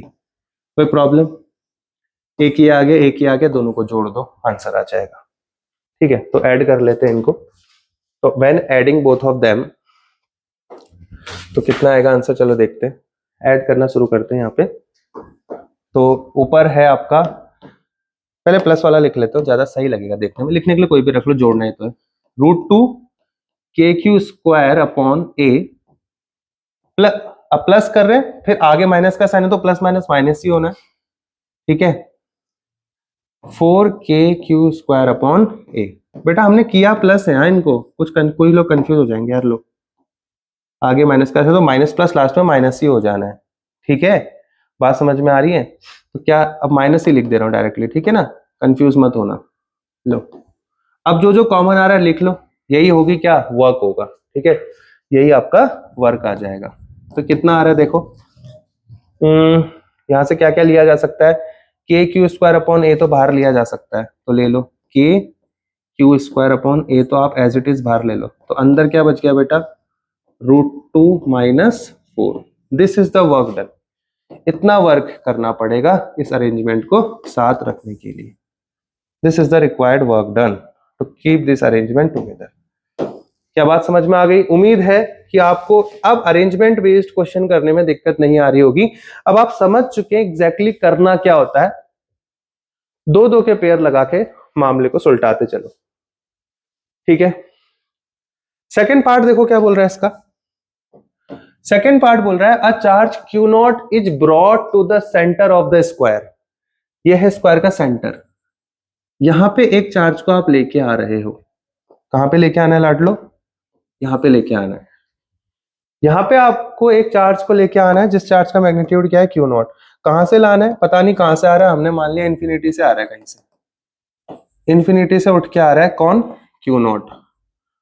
और आके कहां बैठ जाने वाला है क्यू नॉट चार्ज, तो आप बोलोगे सर ये क्यू नॉट चार्ज जो है कहीं से आएगा और यहां बैठेगा, तो इसको यहां लाने में कितना वर्क लगेगा। तो याद रखना वर्क क्या होता है, जो चार्ज आ रहा है उसको इनटू कर दो जिस पॉइंट पे आ रहा है उस पॉइंट पे मौजूद पोटेंशियल से। तो इस पॉइंट पे पहले हमें पोटेंशियल निकालना पड़ेगा मिड पॉइंट पे स्क्वायर के, और उस पॉइंट पे जितना पोटेंशियल होगा उसको इनटू कर देना है इस क्यू नॉट से, तो आपको वर्क आ जाएगा। क्योंकि वर्क का फॉर्मूला क्या होता है, याद रखना बच्चों, वर्क का फॉर्मूला होता है चार्ज इनटू पोटेंशियल डिफरेंस। समझ में आया? तो पहले इस पॉइंट पे आपको पोटेंशियल चाहिए, कितना होगा इस पॉइंट पे पोटेंशियल, ध्यान से देखो समझो, आपको ज्यादा दिमाग लगाने की जरूरत ही नहीं पड़ेगी, थोड़ा सा हिंट दे रहा हूं। देखो ये पॉजिटिव चार्ज है, यहां ये वाली डिस्टेंस और ये वाली डिस्टेंस बराबर होगी नहीं होगी, ये वाली डिस्टेंस जितना उतनी ये भी होगी, और ये दोनों का मैग्नीट्यूड सेम है। तो मुझे बताओ जितना ये इस पॉइंट पे पोटेंशियल को बढ़ाएगा उतना ही नेगेटिव वाला इस पॉइंट पे पोटेंशियल को घटा देगा, राइट। मान लो पॉजिटिव वाले ने सेंटर पे बनाया +5 यूनिट पोटेंशियल, तो नेगेटिव वाला कितना बनाएगा यहाँ पे, -5 यूनिट, तो इन दोनों से पोटेंशियल कितना हो जाएगा, 0। अच्छा अगर ये -5 है तो ये +5 है, तो ये दोनों मिलके भी कितना बना देंगे, 0 कर देंगे। अच्छा ये +5 है तो ये -5 होगा। अब अगर मान लो ये चार्ज यहाँ पे +5 यूनिट बना रहा है तो ये कितना बनाएगा यहाँ पे, -5, क्योंकि डिस्टेंस सेम है ना सबकी। और ऐसे ही अगर नेगेटिव चार्ज यहाँ पे बना रहा है +5 यूनिट, एग्जाम्पल दे रहा हूँ, -5 यूनिट, तो पॉजिटिव कितना बनाएगा, +5 यूनिट। 5 कोई फिक्स नंबर नहीं है, मैं एग्जाम्पल दे रहा हूँ। मेरा कहने का मतलब क्या है कि जितना पॉजिटिव चार्ज यहाँ पे पोटेंशियल बढ़ाएगा, इसके सामने वाला नेगेटिव चार्ज उतना यहाँ पे पोटेंशियल घटा देगा। फिर जितना ये पॉजिटिव यहाँ पे बढ़ाएगा उतना ही नेगेटिव यहाँ घटा देगा। तो ओवरऑल सेंटर पे कितना होगा पोटेंशियल, 0 होगा। और अगर V एट सेंटर 0 आ रहा है तो मिड पॉइंट पे कहां पे लाना है, सेंटर ऑफ द स्क्वायर पे लाना है, तो V सेंटर कितना आ गया बेटा, 0। तो वर्क क्या होता है, चार्ज जिसको ला रहे हो, मान लो कौन सा चार्ज है, क्यू नॉट, और कहां पे ला रहे हो, उस जगह पे जहां पे पोटेंशियल सेंटर पे ला रहे हो। तो पोटेंशियल तो सेंटर पे 0 है, तो वर्क कितना आ जाएगा, Q not into zero, that is zero. तो याद रखना कोई भी काम नहीं करना पड़ेगा उस चार्ज को सेंटर पे लाने में। अरे बात समझ में आ गई? There is no work done in bringing that charge to the centre of the square. So ये जो लिखा है ना यहाँ पे, how much extra work done is needed, यहाँ पे जो लिखा है देखो, ये लिखा है ना, how much extra work is needed, तो आप बोलोगे सर कोई एक्स्ट्रा वर्क की जरूरत नहीं पड़ेगी, W इक्वल्स टू जीरो रहेगा। तो चलिए अब नेक्स्ट क्वेश्चन की ओर बढ़ते हैं, आगे अगला क्वेश्चन देखते हैं हम लोग। बहुत अच्छा क्वेश्चन है ये भी, let's try to do this question. Question बोल रहा है बच्चों कि a spherical drop of water carrying a charge of 3 × 10⁻⁻10 coulomb होगा, ठीक है, has a potential of 500 volt. कितने का पोटेंशियल है, यानी V की वैल्यू दे रखी है और Q की वैल्यू दे रखी है, ड्रॉप की रेडियस पूछ रहा है। यार खुद सोचो ना, ड्रॉप की रेडियस आपसे पूछ रहा है ना, R रेडियस, तो यार सीधे से पोटेंशियल का फॉर्मूला छाप दो। अब बार बार इतनी बार कर लिया, मेरे को लग रहा है सबको अब आ चुका होगा। पोटेंशियल का फॉर्मूला क्या होता है बेटा, K, मान लो ये Q चार्ज है, कितना है ये, KQ/R, यही होता है पोटेंशियल का फॉर्मूला। तो हमसे R ही पूछा, R निकाल लेंगे, तो बहुत इजी सी चीज हो गई है यहाँ पे अब हमारे लिए। तो जस्ट R इक्वल्स टू क्या हो जाएगा, KQ/V। K की वैल्यू आपको पता होगी, चैप्टर नंबर 1, 9 × 10⁻9। Q कितना दिया बच्चों, 3 × 10⁻⁻10, और पोटेंशियल कितना दे रखा है, 500 वोल्ट। यही है क्वेश्चन। अच्छा 500 को मैं कैसे लिख सकता हूँ, 5 × 10⁻2। ठीक है, यहां तक समझ में आ गया। नेक्स्ट स्टेप क्या होगा, इस पावर 2 को ऊपर भेज देते हैं, -2 हो जाएगी पावर, तो रेडियस कितनी आ जाएगी, 9/5 × 3, नंबर अलग कर लेते हैं, 10 की पावर अलग कर लेते हैं। देखो 10 की पावर 9 है, 2 ऊपर जाएगा तो -2, -10 पीछे ही है, 9 3 27/5, 27/5 मतलब 5 5 25, 26 5 4 जा 5.4 × 10⁻−12 + 9 -3 मीटर। इसको mm में कन्वर्ट करना है तो 5.4 mm हो जाएगा, ठीक है, -3 ना हट जाएगा तो mm में हो जाएगा। इतनी रेडियस आ गई उस ड्रॉप की, यानी कि वो स्पेरिकल ड्रॉप जिस पे चार्ज है 3 × 10⁻−10, तो कितना पोटेंशियल है सरफेस पे, 500, उस ड्रॉप की रेडियस होगी आपका 5.4 mm या 5.4 × 10⁻³ मीटर। यहां तक शायद सबको मेरी बात अब समझ में आ चुकी। This is the first part कि उस ड्रॉप का रेडियस कितना होगा।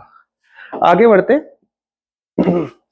If two drop of same charge and same radius combine, अब पहली ड्रॉप में कितना चार्ज था इसमें, Q, तो इसी के सेम चार्ज के एक और ड्रॉप आ गए, तो अब दो ड्रॉप मिलके कंबाइन हो रही है, तो पहले में चार्ज Q है, दूसरे में Q है, तो टोटल चार्ज कितना हो जाएगा, 2Q, और एक बड़ी रेडियस बनेगी सिंगल ड्रॉप, तो सिंगल ड्रॉप होगी तो उसकी रेडियस अलग आएगी, बड़ी आएगी, क्योंकि देखो मान लो पहली ड्रॉप अगर ये थी ना, तो अब ऐसी दो ड्रॉप कंबाइन हो रही है, एक ये और एक ये, तो अब ये दो ड्रॉप आपस में क्या हो जाएंगी, कंबाइन होगी, इसमें भी चार्ज Q है, इसमें भी चार्ज Q है, तो चार्ज तो टोटल 2Q हो जाएगा। इतनी बात तो हमें मोटा मोटा समझ में आ रही है। तो देखो क्या होगा, अगर वॉल्यूम की बात करें तो जब ये दोनों ड्रॉप कंबाइन होगी तो एक बड़ी ड्रॉप बनेगी, राइट, जब ये दोनों ड्रॉप कंबाइन होगी तो एक बड़ी ड्रॉप बनेगी, और जो बड़ी ड्रॉप का वॉल्यूम होगा वो इन दोनों किसी किसी एक ड्रॉप के वॉल्यूम का ट्वाइस होगा। कैसे लिखोगे, देखो मान लो बड़ी ड्रॉप का जो रेडियस है वो कैपिटल R है, तो कैपिटल R है तो इसका वॉल्यूम कितना होगा, तो आप बोलोगे 4/3 पाई कैपिटल R क्यूब, ये इक्वल होगा ट्वाइस ऑफ, किसी भी एक का ले लो, किसी भी एक का दुगना कर दोगे तो यही आ जाएगा, या ये ड्रॉप ले लो चाहिए, 2 × 4/3 पाई। अच्छा छोटी वाली जो ड्रॉप थी उसका रेडियस स्मॉल r था, तो हो जाएगा 4/3 पाई स्मॉल r क्यूब। यहां तक बात समझ में आ गई, क्योंकि ये वाली जो छोटी ड्रॉप थी, इन ऐसी दो ड्रॉप को मिला के एक बड़ी ड्रॉप बना रहे हैं, तो किसी भी एक ड्रॉप के अगर वॉल्यूम का ट्वाइस कर दोगे तो बड़ी वाली ड्रॉप का वॉल्यूम आ जाएगा। यहां तक कोई प्रॉब्लम नहीं होनी चाहिए, क्योंकि यहां से मैं रिलेशन निकाल रहा हूं कि बड़ी वाली रेडियस कितना ज्यादा है छोटी वाली से, तो 4/3 पाई से 4/3 पाई कट गया। अब देखो यहाँ R क्यूब है, यहाँ भी R क्यूब है, एक काम करते हैं दोनों तरफ क्यूब कर देते हैं, तो यहाँ आर क्यूब है, दोनों तरफ क्यूब रूट कर दोगे, देखो क्यूब रूट हटेगा तो पावर 1/3 आ जाएगी, इक्वल्स टू 2, इसका क्यूब रूट होगा तो सिर्फ आर रह जाएगा, राइट। अच्छा 2 की पावर 2 में भी तो क्यूब रूट लगेगा, तो 2 क्यूब रूट ऑफ 2 पावर 1/3 लिख सकते हैं। देखो याद रखना, क्यूब रूट ऑफ 2 है तो इसको 2 की पावर 1/3 लिख सकते हैं, जैसे स्क्वायर रूट ऑफ 2 होता है तो क्या लिखते हैं, 2 की पावर 1/2। सेम इसी तरीके से आर का तो करेंगे तो 3 है तो पावर कट जाएगी, इतना आ गया, क्योंकि तो आर क्यूब है, इसका क्यूब रूट करोगे तो क्या लिख सकते हैं इसको, आर की पावर 3 की पावर 1/3, इससे कट जाएगा तो आर आ जाएगा, ठीक है। उम्मीद करता हूँ ये बात समझ में आ गई होगी। अगर इतना आपको समझ में आ गया तो अगला स्टेप देखो क्या होगा, इससे ये कट जाएगा, तो जो कैपिटल आर आएगा वो किसके इक्वल आ रहा है बेटा, 2 की पावर 1/3 आर के बराबर। ये है नए क्यूब की रेडियस, नए नए स्फीयर की रेडियस, छोटे वाले स्फीयर की रेडियस का 2 की पावर 1/3 टाइम्स, ठीक है। इतनी बात आपको क्लियर हो गई होगी मेरे ख्याल से। अब बोल रहा है कि what is the potential at the surface of new drop, तो नई ड्रॉप की सरफेस पे पोटेंशियल पूछ रहा है आपसे, तो फॉर्मूला पोटेंशियल का क्या होता है, के क्यू बाई आर। इस बार चार्ज को क्या ले लेना आप, कैपिटल क्यू, बड़ी वाली ड्रॉप है तो स्मॉल क्यू मिलके कितना बन गया, कैपिटल क्यू। याद रखना कैपिटल क्यू की वैल्यू कितनी होगी, 2 स्मॉल क्यू के बराबर, ठीक है ना, दो चार्ज मिल गए। तो अगर इसका वॉल्यूम निकालेंगे, इसको थोड़ा छोटा कर देता हूं, तो इसी के साथ सिलेक्ट हो जा रहा है शायद, अरे यार ये तो प्रॉब्लम होगा, चलो एक काम कर लेते हैं, यहीं पे लिख लेता हूं। तो वॉल्यूम का फॉर्मूला क्या होता है बेटा, नया वॉल्यूम आएगा, सॉरी नया पोटेंशियल आएगा, पहले पोटेंशियल वी था अब वी डैश है, तो नया पोटेंशियल का फॉर्मूला होगा के, कितना होगा के, नया चार्ज क्या है, कैपिटल क्यू, ठीक है ना, कैपिटल क्यू की वैल्यू क्या है, 2 क्यू के बराबर, तो डायरेक्ट लिख दे रहे हैं के क्यू अपॉन रेडियस कितनी है बेटा, 1/2, सॉरी 2 की पावर 1/3 इंटू आर। तो यहाँ से अगर सॉल्व करें हम, तो देखो यहाँ पे एक चीज आप देख रहे हो, ये के आर और क्यू, ये के क्यू अपॉन आर, के क्यू अपॉन आर क्या आपका वी, तो यहाँ पे भी बन रहा है देखो के क्यू अपॉन आर, इसको वी कर देंगे, तो वी डैश कितना हो जाएगा, देखो के क्यू अपॉन आर तो वी रख दिया, पीछे क्या बच गया, 2 की पावर 1/3। एक काम करते हैं 2 की पावर 1/3 को ऊपर ले जा लेते हैं, समझ में आ रही है बात, तो क्या हो जाएगा, नीचे जो 2 की पावर 1/3 उसको ऊपर ले गए तो 2 की पावर -1/3, अब यहाँ पे 1 है पहले से, बेस से में पावर 8 हो जाएगी, तो वी डैश कितना हो जाएगा बेटा, v डॉट 2 की पावर 1 - 1/3 कितना होगा, 2/3, तो 2 की पावर 2/3। अब देखो क्वेश्चन में दे रखा है 2 की पावर 2/3 कितना है, 1.15 1.59, तो वी डैश कितना हो जाएगा, ओरिजिनल पोटेंशियल कितना दिया था क्वेश्चन में, 500 वोल्ट, तो लो 500 इंटू 2 की पावर 2/3 कितना है, 1.59, बस आ गया आपका आंसर। तो नया पोटेंशियल कितना हो जाएगा, वी डैश कितना हो जाएगा, तो इंटू कर दो, 9 5 जा 45, 5 5 25, 26 27 20 29, 5 6 795, क्लियर हो गया, दो पॉइंट है, दो जीरो हट जाएंगे, तो 795 वोल्ट। पहले पोटेंशियल कितना था बेटा, 500 वोल्ट, जब साइज बढ़ गया तो पोटेंशियल भी बढ़ गया, कितना हो गया, 795 volt. This is the correct answer of this question. उम्मीद है कि यहां तक आपको मेरी बात समझ में आ गई होगी, एक बार देख लो, फिर हम अपने नेक्स्ट क्वेश्चन की ओर आगे बढ़ेंगे, ठीक है, इसको देख लो, then we will proceed to next question.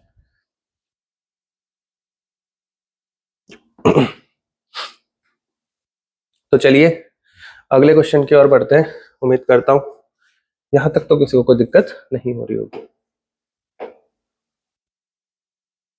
लीजिए नया क्वेश्चन है आपकी स्क्रीन में, इजी है, इस टाइप का एक क्वेश्चन मैंने आपको अभी कराया भी है थोड़ी देर पहले, तो मैं उम्मीद आप लोगों से ज्यादा करूंगा कि आप इसको निकालें, ठीक है।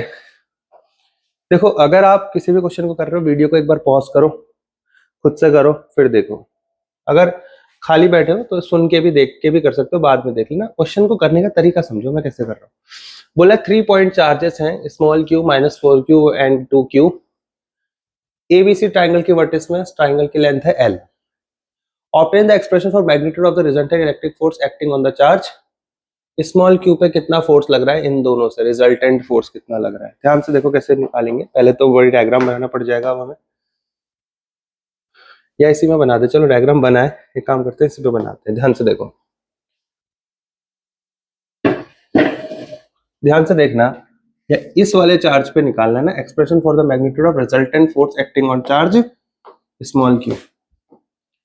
इस वाले चार्ज पे रिजल्टेंट फोर्स निकालना है, expression for magnitude of resultant electric force acting on the charge small Q. ठीक है, चलिए मुझे एक बात बताओ, यहाँ पे जो स्मॉल क्यू चार्ज है उसको, उस पर फोर्स कौन लगाएगा? यहाँ पे रखा हुआ -4q। किधर की ओर लगाएगा ये फोर्स -4q? किधर की ओर खींचेगा इस क्यू को? तो आप बोलोगे सर इस स्मॉल क्यू को -4q नीचे की ओर खींचेगा, राइट? समझ में आ गया। उसी समय पे ये जो 2q चार्ज है, क्योंकि इसके बीच में अट्रैक्शन का फोर्स है, negative charge always attract the positive charge, और यहाँ पे जो 2q चार्ज है पॉजिटिव है, तो ये इस q वाले चार्ज को क्या करेगा बेटा? रिपेल करेगा, राइट? मेरी बात समझ में आ गई? इधर को एरो चला जा रहा है तो कोई बात नहीं, आपको समझने से मतलब होना चाहिए। ठीक है।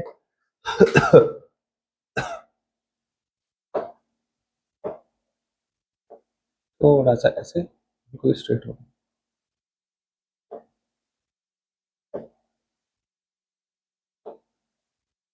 ठीक है, कुछ ऐसा। 2q चार्ज इस q चार्ज को बाहर की ओर फेंकेगा, लेकिन -4q चार्ज इसको यहाँ फेंकेगा। अब एक इधर है, एक इधर है, तो रिजल्टेंट बीच में होगा कहीं। ठीक है, अब मुझे बताओ ये ट्राइंगल कैसा है बच्चों? ये ट्राइंगल है इक्विलेटरल ट्राइंगल। फोकस करना इस टर्म में, यहाँ पे लिखा है ये ट्राइंगल कैसा है बच्चों? Equilateral triangle. अगर इक्विलेटरल ट्राइंगल है तो इससे हमें बहुत मदद होने वाली है। देखो ये एंगल जो है, तीनों एंगल 60 60 60 के हो जाएंगे। ये एंगल 60 डिग्री, ये एंगल भी 60 डिग्री, और ये वाला एंगल भी 60। अब मुझे बताओ ये एक स्ट्रेट लाइन है,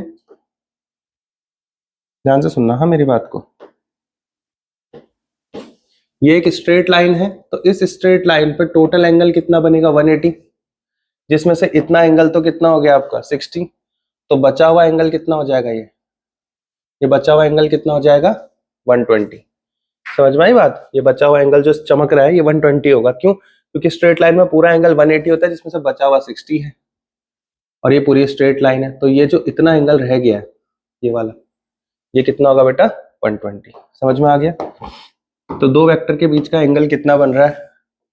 ये वाला एंगल, जो ये एंगल है, आप बोलोगे सर ये एंगल है आपका 120 डिग्री। रिजल्टेंट इधर होगा, और रिजल्टेंट को कैसे निकालते हैं बच्चों? रिजल्टेंट इधर की ओर होगा। इसका फॉर्मूला क्या होता है? पहला वेक्टर दूसरा वेक्टर का स्क्वायर रूट में होता है ना। याद करो क्या था फॉर्मूला। रिजल्टेंट निकाल लेते हैं सबसे पहले, क्योंकि magnitude of resultant electric force पूछा जा रहा है आपसे। ठीक है, तो रिजल्टेंट का फॉर्मूला क्या होता है? निकालना स्टार्ट करते हैं। देखो पहले तो निकालना पड़ेगा कि ये वाला चार्ज इस पे कितना फोर्स लगा रहा है। तो ये फोर्स कितना आएगा? मान लो इस वाले चार्ज ने इस पे जो फोर्स लगाया, स्मॉल क्यू ने इसको नीचे की ओर खींचा, तो कितने फोर्स से खींचा होगा? Coulomb's law, F1। पहला फोर्स जो स्मॉल क्यू ने किस पे लगाया? -4q में, ये कितना होगा? K। Q1 यानी स्मॉल क्यू, Q2 यानी -4q अपॉन डिस्टेंस कितना है? L ना, तो L² हो जाएगा। ठीक है, इक्विलेटरल ट्राइंगल है, तीनों की साइड L है। ठीक है, इस फोर्स की डायरेक्शन क्या होगी? A B. किधर की ओर होगी? A to B। तो लिखना पड़ेगा अलोंग, डायरेक्शन बतानी पड़ेगी A to B। क्लियर हो गया? ऐसे फोर्स 2 देखो, जो फोर्स 2 लगेगा वो 2q चार्ज किस पे लगाएगा? Q पे बाहर की ओर, along CA। Along CA, C से A की ओर लग रहा है फोर्स। ठीक है, तो कितना होगा? K Q 2q, यस चलो लिख लो, अपॉन L² अलोंग इधर की ओर CA, अलोंग CA। ये दो फोर्स लग रहे हैं। ठीक है, यहां तक बात क्लियर हो गई? तो जो रिजल्टेंट मैग्नीट्यूड होता है उसका फॉर्मूला अगर आपको याद होगा तो कितना होता है बताओ? F नेट कितना होगा रिजल्टेंट? तो ये होगा √F1² plus F2² plus 2 F1 F2 cos theta. अब cos है आपका 120। 120 जो होता है cos थीटा में, अगर मैं थीटा की जगह 120 रखूंगा तो ये होता है -1/2, और अगर यहाँ पे -1/2 आ जाएगा cos थीटा की जगह, तो 2 से 2 कट जाएगा। समझ में आया? रखेंगे तो अगर, तो क्या रह जाएगा, -f1 f2, ये f2 होगा। तो ओवरऑल क्या हो जाएगा, f नेट कितना हो जाएगा बच्चे, तो आप बोलोगे √f1 square plus f2 square minus f1 f2। F net अगर आप निकालोगे, कोई कंफ्यूज हो रहा है तो ऐसे देख लेना, एफ नेट जब आप निकालोगे तो क्या होगा, √f1 की जगह क्या आ रहा है, देखो किसी एक को करके दिखा दे रहा हूँ, फिर खुद समझ लेना। k है ना, तो k का स्क्वायर हो जाएगा, देखो q का स्क्वायर तो पहले से है, q स्क्वायर, तो ये हो जाएगा q की पावर 4। अब देखो ना, k स्क्वायर में से एक बाहर आएगा तो k बाहर आ जाएगा, q की पावर 4 से बाहर आएगा तो q स्क्वायर बाहर आएगा। नीचे l स्क्वायर पहले से है, इसका स्क्वायर करेंगे अगर तो l की पावर 4 होगा, तो एक l स्क्वायर बाहर आ जाएगा। समझ में आई बात? तो इतना टर्म्स जो है हम बाहर निकाल लेंगे कॉमन करके, इतना याद रखना। ऐसे ही F2 में से भी k स्क्वायर में से k बाहर आ जाएगा, q स्क्वायर में से q स्क्वायर है तो यहाँ पे q स्क्वायर का स्क्वायर करेंगे q की पावर 4 हो जाएगी, l स्क्वायर का स्क्वायर करेंगे तो l की पावर 4 हो जाएगी, तो l की पावर 2 मैंने बाहर निकाल दी। तो सब में से अंदर क्या बच जाएगा बेटा, F1 में नंबर बचेगा बस, 4 है तो 4 4 जा 16, F2 में 2 है तो 2 दूनी 2 2 जा 4, माइनस 4 2 जा 8। अरे बात समझ आ रही नहीं आ रही है, क्या कर दिया मैंने? हाँ, जितने लोग ऑनलाइन है समझ पा रहे हो मैंने क्या कर दिया है, सीधे सीधे फॉर्मूले पे वैल्यू रख दी है। अगर कोई कंफ्यूज हो रहा है तो पूरा F1 यहाँ रखना, पूरा F2 यहाँ रखना, सब निकालना खुद आएगा, अदरवाइज इतना दिमाग लगाने की जरूरत नहीं। आपको पता है k यहाँ पे सिंगल है, F1 का स्क्वायर हो रहा है यानी k का स्क्वायर होगा, k के स्क्वायर में से एक के बाहर आ गया, q का स्क्वायर ये पहले से था, q के स्क्वायर का भी स्क्वायर किया तो q की पावर 4 हुई, q की पावर 4 में से q की पावर 2 बाहर निकल गई रूट से।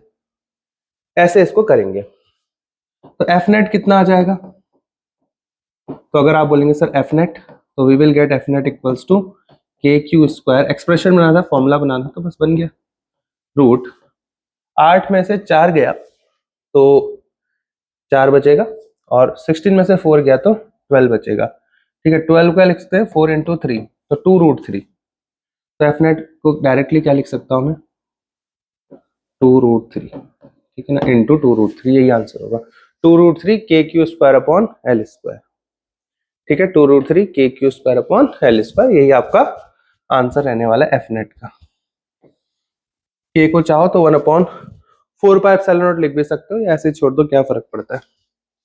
ठीक है बच्चों, बात समझ में आ गई, ये वाला इसका पहला पार्ट सभी को समझ में आ गया, देखने में थोड़ा खिचड़ी बन जाएगी, क्वेश्चन ये था ना। अब आपसे क्या बोल रहा है, find out the amount of work done to separate the charges at infinite distance. भाई ये तीनों चार्ज आपस में ऐसे जुड़े हुए हैं, इनको सेपरेट करना है तो कुछ वर्क करना पड़ेगा, बताओ कितना वर्क करना पड़ेगा। तो याद रखना, जितना वर्क इनको एक साथ जोड़ने में लगा था उतना ही तो इनको सेपरेट करने में भी लगेगा। तो एक काम करो, 3 सिस्टम ऑफ चार्ज है आपके पास, इनको जोड़ने में कितना वर्क लगेगा, 2 2 के पेयर बना के निकाल लो, मैंने अभी अभी पढ़ाया था। तो जब आप 2 2 के पेयर बनाओगे, फॉर्मूला क्या था, के क्यू स्क्वायर, के Q1 Q2 अपॉन आर था फॉर्मूला, R12, यानी 1 और 2 चार्ज के बीच की डिस्टेंस R12 से दिखाते हैं, या सिंपल R रख लो, distance between the charge Q1 and Q2। इन दोनों चार्ज को लेना जरा, तो क्या होगा, के क्यू स्क्वायर 4 आगे माइनस, क्योंकि -4 है ना, -4 Q into Q, -4 Q square upon distance कितनी है इनकी L। अब देखो ये टर्म तो कॉमन ही आएगा हर जगह, के क्यू स्क्वायर अपॉन L, चाहो चलो नहीं समझ आ रहा तो ऐसे ही कर लो। अब बी और सी के बीच का देखना जरा, क्या आएगा, -4 2 जा 8 क्यू स्क्वायर के अपॉन L। इन दोनों का क्या आएगा, ए और सी वालों का, प्लस के 2 क्यू स्क्वायर अपॉन L। देखो हर जगह आपको के क्यू स्क्वायर अपॉन L, के क्यू स्क्वायर अपॉन L, के क्यू स्क्वायर अपॉन L दिख रहा है, तो उसको आप जो है बाहर ले लेना। तो के क्यू स्क्वायर अपॉन L जो है वो हमने बाहर ले लिया, तो अंदर क्या बच जाएगा बच्चे, क्या बच जाएगा, -4 -8 +2, इतना ही बचेगा। अब 8 में से 2 गया 6, और -6 और -6 और -4 -10। क्लियर हो गई बात यहाँ पर तक, तो कितना आ जाएगा, -10 kq² L। This is the answer. कर लो, ठीक है। ये वो net potential energy of the system है, ठीक है ना। तो ये तो आपने एनर्जी निकाल दी सिस्टम की, दिस इज द एनर्जी। इसके अगेंस्ट कितना काम करना पड़ेगा, इतना और वर्क करना पड़ेगा, तो वर्क पॉजिटिव आएगा। ये तो एनर्जी आपने किसी के अगेंस्ट करी थी, तो वर्क कितना आ जाएगा, वर्क को आप प्लस लिख देना, प्लस kq²L, ठीक है ना। ये तो वो एनर्जी है जो इसको जोड़ने में काम आई थी। तो इसके दोनों पार्ट मैंने आपको करा दिए, दोनों पार्ट देख लेना, इंपॉर्टेंट क्वेश्चन है ये और ये वाला भी, ठीक है। चलिए बढ़ते हैं अब अपने नेक्स्ट क्वेश्चन की ओर। क्वेश्चन ट्राई करते हैं। तो इस क्वेश्चन को ध्यान से देखना आप लोग, और कैसे करना है इसको थोड़ा समझते हैं। बहुत प्रैक्टिस कराऊंगा मैं आप लोगों को एंटायर कोर्स में, याद रखना। बने रहो, जुड़े रहो, और मेहनत का तो कोई अल्टरनेटिव नहीं है। चलो समझो क्या लिखा है यहाँ पे, 3 point charges Q1, Q2 and Q3, यानी तीनों चार्जेस की पोजीशन दे रखी है हमें। Q1 कहाँ रखा गया है, तो Q1 की पोजीशन ये है, ओरिजिन पे है, यानी Q2 की पोजीशन ये है और Q3 की ये है। तो बोला है electrostatic potential energy of this system calculate करो। किलोमीटर 0 यानी x इक्वल टू 0, यहीं पे है आपका Q1। यहाँ पे कौन सा चार्ज रखा है आपका, Q1 चार्ज है, ठीक है, गिवन है। इसके अलावा Q2 की पोजीशन है 0 और 3, यानी x एक्सिस में 0 है लेकिन y में 3 है, यानी यहाँ पे है कौन सा चार्ज आपका, Q2 चार्ज, ठीक है। यहाँ पे आ गया आपका Q2 चार्ज। और Q3 चार्ज है 4 और 3, यानी x एक्सिस में 4 सेंटीमीटर, y में 3, यानी कि कहीं यहाँ पे है, राइट। यानी ये पॉइंट है आपका Q3 चार्ज का, ठीक है। चलो अब ध्यान से देखो, तीनों चार्ज के हमने पोजीशन बना दी है। बोला calculate electrostatic potential energy of the system of charge. अब सबसे पहले एक चीज देखो, एक चीज बताओ मुझको यहाँ पर कि Q2 और Q3 के बीच का डिस्टेंस कितना है। तो आप बोलोगे सर नीचे से देखो 1 2 3 4, कितनी है ये लेंथ, जितनी लेंथ ये होगी, ये लेंथ कितनी है, 4 सेंटीमीटर, तो ये भी कितना होगा, 4 सेंटीमीटर, राइट। अच्छा ये वाली लेंथ कितनी है, Q1 और Q2 के बीच की लेंथ, तो आप बोलोगे सर ये है 3 सेंटीमीटर। और Q1 और Q3 के बीच की लेंथ कितनी है, तो इसको यहाँ से जोड़ दोगे, तो देखो पाइथागोरस थ्योरम लगाओगे तो ये अगर कितना मिल जाएगा, ये 4 है, 3 है, तो कितना होगा 5। जिसको नहीं आता सीधे लगा देना, hypotenuse square equal to perpendicular square plus base square.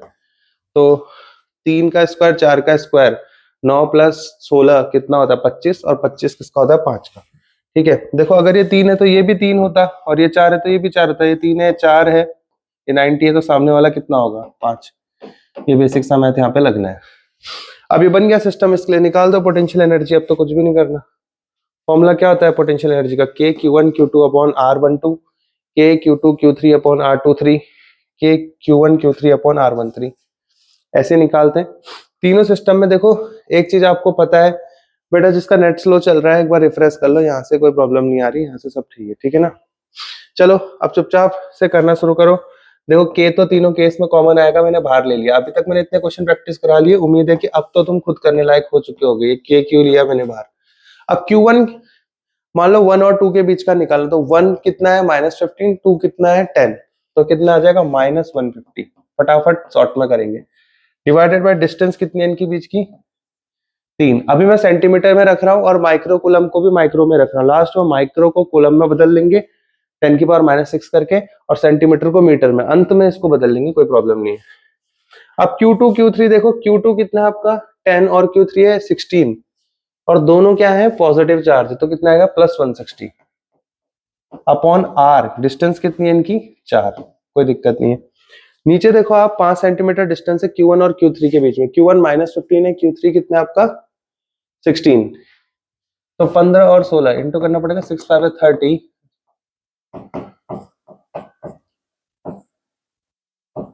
240 आएगा, ठीक है, माइनस का 240, और अपॉन में कितना है डिस्टेंस इनकी 5, ठीक है। अब आपको एलसीएम लेना पड़ेगा, थोड़ा सा सॉल्व करना पड़ेगा, और आपका आंसर यहाँ पे रेडी हो जाएगा, ठीक है। अगर सिंप्लीफाई करना है तो और सिंप्लीफाई कर सकते, देखो 3 5 जा 15, 50 हो गया, 4 3 जा 12, इसको रहने, एक काम करो काटो मत, सीधे निकाल लो, देखो एलसीएम ले लो, ज्यादा आसान होगा। काटने से अच्छा ज्यादा आसान नहीं होगा। वो से काटना चाहो तो काट लो यार, एलसीएम लेना मुश्किल ही होगा कि बहुत लोग ले। 350 4 4 जा 16 और 5 4 20 5 8 जा 40। ठीक है, क्लियर हो गया। 4 4 जा 16, 5 4 जा 20 और ये 4 गया तो 5 8 जा 40। समझ में आ गया? अब देखो क्या हो जाएगा, के कितना है बेटा यहाँ पे। अब देखो प्रॉब्लम क्या है ना, अगर आप, मैं काट क्यों नहीं रहा था, क्योंकि अब नीचे 1 बचा है, उसको आपको मीटर में कन्वर्ट करना है, क्योंकि ये डिस्टेंस सारी किस में थी, सेंटीमीटर में। तो देखो नीचे क्या बच गया 1, और 1 मीटर को कन्वर्ट करोगे तो, अभी कन्वर्ट नहीं करते, अभी 1 छोड़ दो। ऊपर क्या बच गया देखो -50 और 40, यहाँ कितना हो गया -8, है ना। तो -50 -8 कितना हो गया -58। और के कितना है बेटा, 9 इंटू 10 की पावर 9 होती है के की वैल्यू। ये हो गया आपका इंटू -58। ये माइक्रो कूलम में चार्ज, इसको कूलम में करोगे तो 10 की पावर -6 हो जाएगा, है ना। क्लियर हो रही है बात, नहीं हो रही है? 10 की पावर कितना हो जाएगा -6, और कितने चार्ज हो गए यहाँ पे 2, तो -6 -6 -12 हो जाएगा। ठीक है, अपॉन में कितना है बेटा 1 है, तो कितना होगा 10 की पावर -2। क्लियर हो गया। अब इसको इंटू कर लो, देखो ये इसके इक्वल आ गया, तो कितना हो जाएगा बच्चों यहाँ पर से, ये हो जाए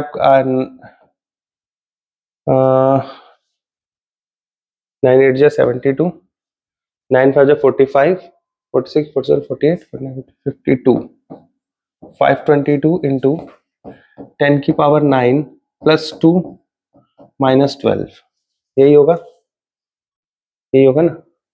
तो 12 में से 2 गया 10, -10 बचेगा, तो 10 ये हो जाएगा 52.2। समझ में आ गई बात? This will be the answer 52.2, याद रखो। अच्छा ये बोल रहे हो तुम, अरे यहाँ पे हो क्या रहा है ना भाई, ये जो 150 लिखा है कैसे लिखा है, -15 इंटू 10।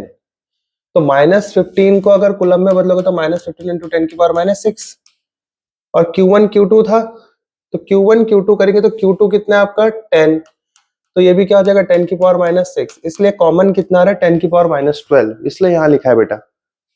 समझ में आ गया? हालांकि देखो यहाँ माइनस है, तो यहाँ भी माइनस साइन, यहाँ भी माइनस साइन आएगा। समझ में आ गया? क्योंकि 58 माइनस में है, वो सही है, इसमें कोई दिक्कत नहीं है। This is exactly correct. इसके अलावा और कौन सा क्वेश्चन कर सकते हैं? ये वाला भी मैंने करवा दिया है, ये वाला भी करवा दिया, ये वाला कर लो।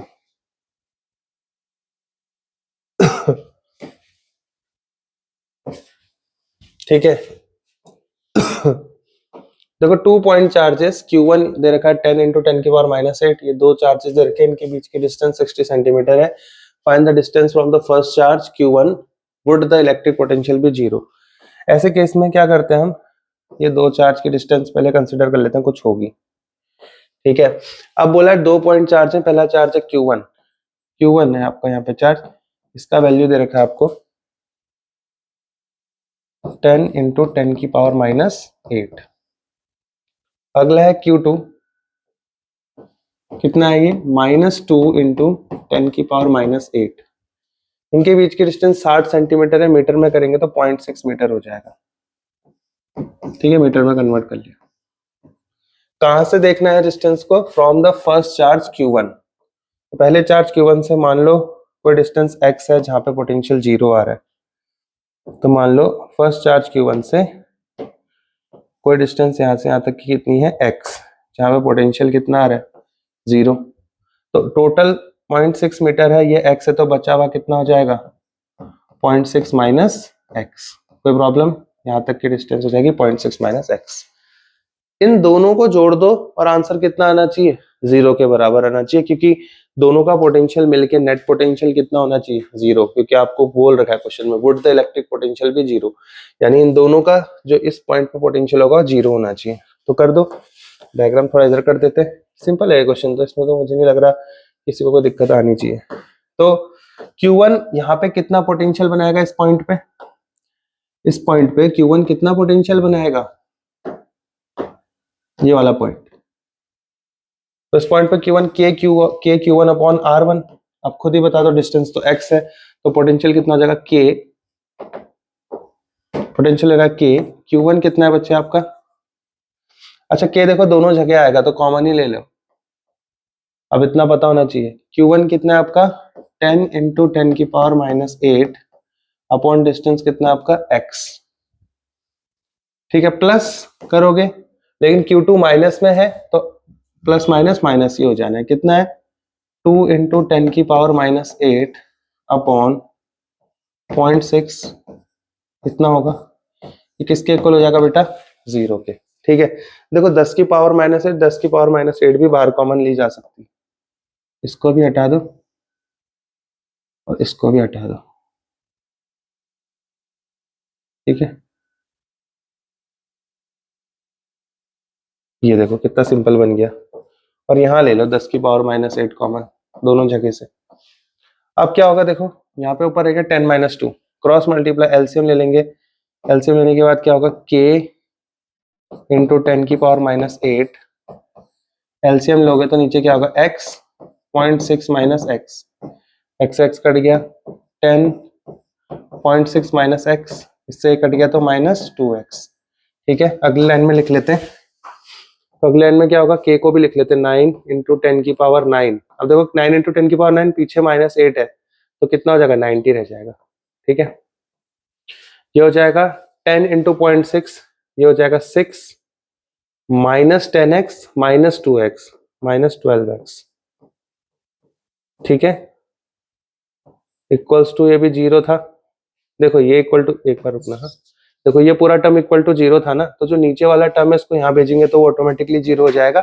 अब देखो k क्या है आपका? 9 इंटू 10⁹, और 10⁻⁸ है तो इसको तो 90 लिख दो।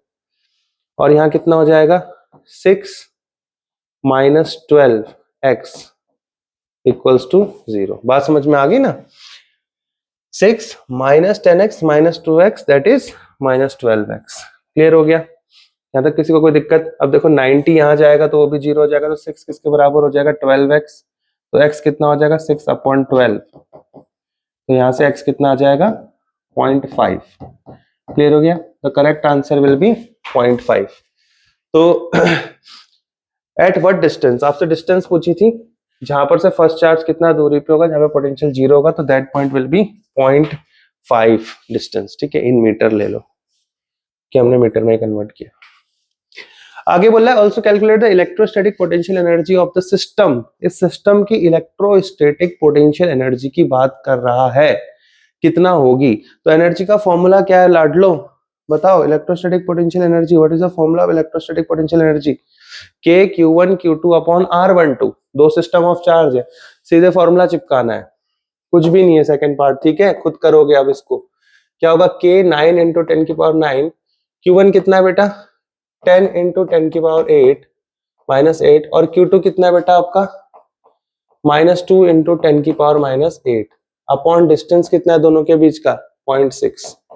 इसको सॉल्व कर लेना, आपको आंसर मिल जाएगा। मैं आप नहीं कर रहा इसको। ठीक है, इसको खुद ही एक बार सॉल्व कर लेना, आपको आंसर मिल जाएगा। उसे सॉल्व करने में कुछ है भी नहीं पता है इसमें, देखो सीधे सीधे ही हो जा रहा है। इसको सॉल्व भी क्या करना है?